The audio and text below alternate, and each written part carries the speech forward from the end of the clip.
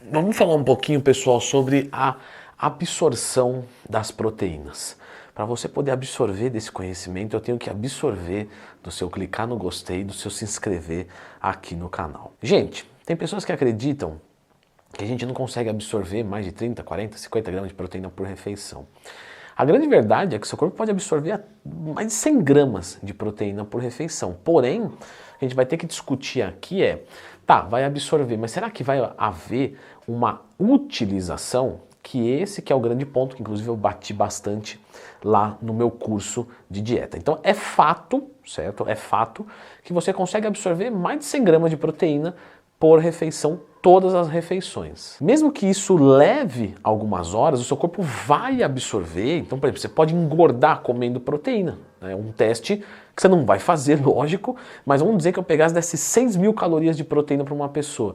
Ela iria engordar, sem nenhum tipo de dúvida. Porém, o que o corpo pode não fazer é não utilizar essas 100 gramas para a síntese proteica. E mais especial, a síntese proteica muscular, que é justamente onde a gente quer. Por isso que é legal a gente sempre fracionar a nossa proteína mais ou menos 3 ou 4 refeições por dia. Se você consome muita proteína de uma vez e ela tem uma absorção muito rápida, uma grande parte dela é oxidada, ou seja, ela vai produzir energia e não síntese proteica, né? Não aumento da recuperação, de alocar essas partículas aminoácidas dentro da sua musculatura. Então, o problema não é a absorção, e sim a utilização.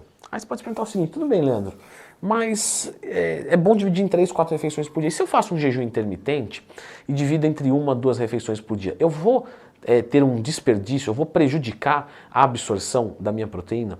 O que a gente pode colocar aqui de melhor é que sim.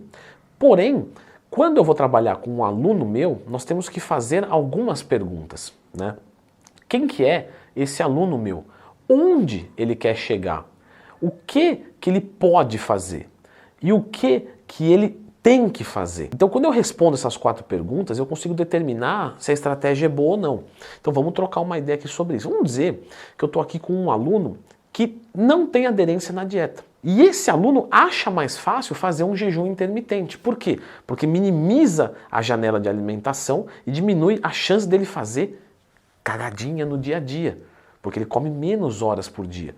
Se ele tinha 6 refeições e o dia inteiro para errar, agora ele tem 2 refeições e 6 horas para comer. Então é menos chance dele errar. E isso pode ser uma estratégia fundamental para a aderência dele. Ele é iniciante, porque ele não fazia dieta, não é? Ele não tem grande quantidade de massa muscular se ele não fazia dieta. Então para ele vai servir muito bem, porque ele vai absorver o suficiente para recuperar, anabolizar e tudo certo. Mas de novo, depois esse aluno vai deixar de ser iniciante, vai ser intermediário, avançado, vai ter aderência na dieta. Então quem é o meu aluno hoje? E antes ele queria evoluir, hoje ele quer evoluir num nível competitivo. O que ele precisa fazer? Porque agora já tem um novo aluno e uma nova situação. Agora ele vai precisar dividir 3 a 4 refeições por dia. Ele pode fazer isso? Aí eu vou olhar a rotina dele. Olha, Leandro, ele é um cara que realmente tem o tempo disponível para isso, então ele pode fazer. Então ele vai dividir em 3 a 4 refeições por dia. Então vocês precisam começar a entender, isso acontecia muito, tá? Isso a gente está falando aí de 12, 13 anos para trás, nos fóruns de internet.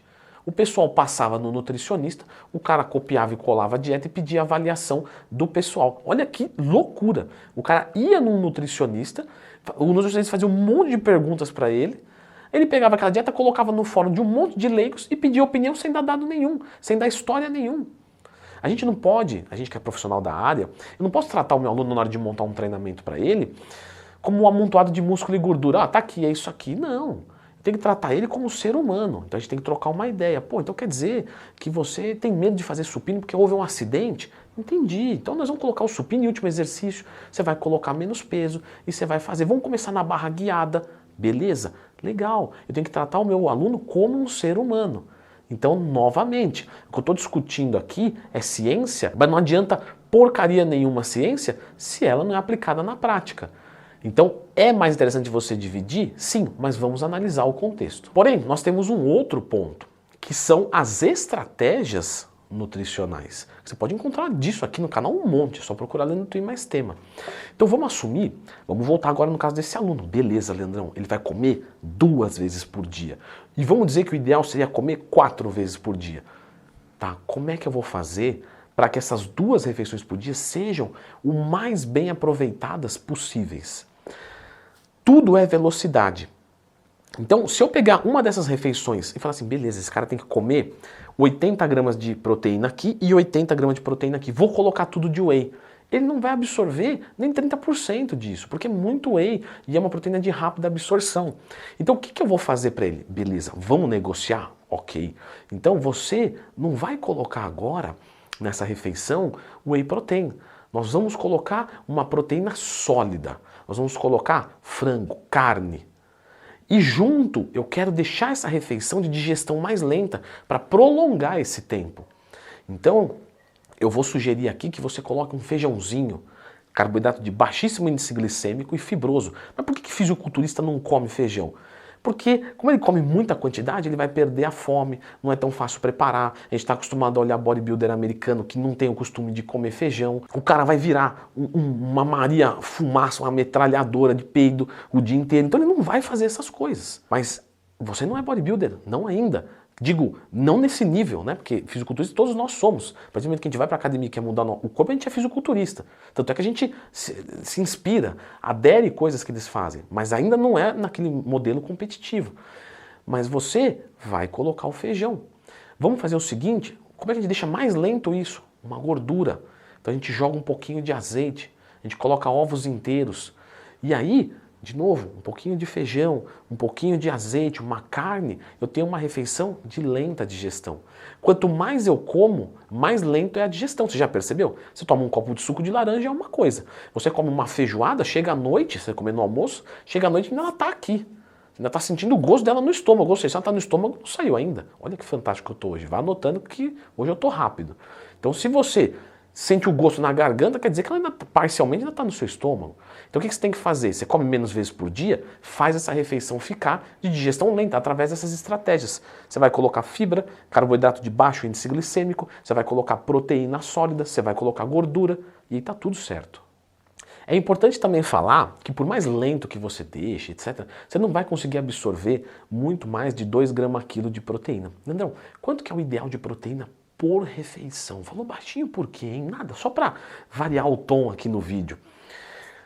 Mas se a gente entende que a gente vai dividir entre 3 e 4 vezes por dia, a gente começa a entender que de uma maneira mais fácil, tá? Mais básica, menos aprofundada, a gente vai absorver mais ou menos meio grama quilo de proteína por refeição. E aí você já sabe que não é 30 gramas, 40 gramas, 50 gramas, não. Eu peso 100. Bom, eu tenho que consumir 200 gramas de proteína por dia. Eu vou absorver mais ou menos 50, 70 por refeição. E aí, quanto mais proteína eu colocar numa refeição, mais lento eu tenho que deixar ela, para poder dar tempo de absorver e utilizar. O que vai acontecer se eu comer uma proteína a mais, 3, 4, 5 gramas quilo de proteína? Você vai oxidar essa proteína e isso vai aumentar os teus níveis de ureia. A ureia, ela é um subproduto do metabolismo da proteína e ela é formada no fígado com o nitrogênio, que é do grupo amino, dos próprios aminoácidos que foram utilizados para gerar energia. Caso os teus níveis de ureia estejam elevados, isso pode indicar um excesso de proteína na sua dieta, o que significa que seu músculo não está absorvendo esse tanto de proteína. Certo? Quais são as melhores fontes de proteína? Eu recebo isso direto lá na caixinha de perguntas que eu abro todo dia no Instagram, me manda a sua lá. Porém, já tem um vídeo aqui no canal, então eu vou deixar você com top fontes de proteínas, para você saber todas as opções para você escolher o que você quer no seu dia a dia. Tá aqui esse videozinho.